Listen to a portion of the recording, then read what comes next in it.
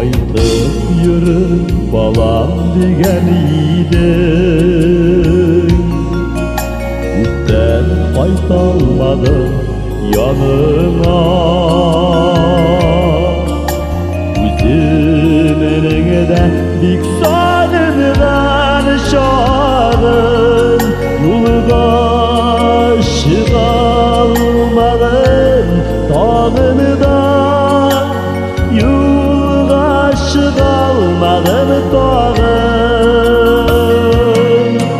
Ütesindir erkek ömrün boyu, kız yaşageç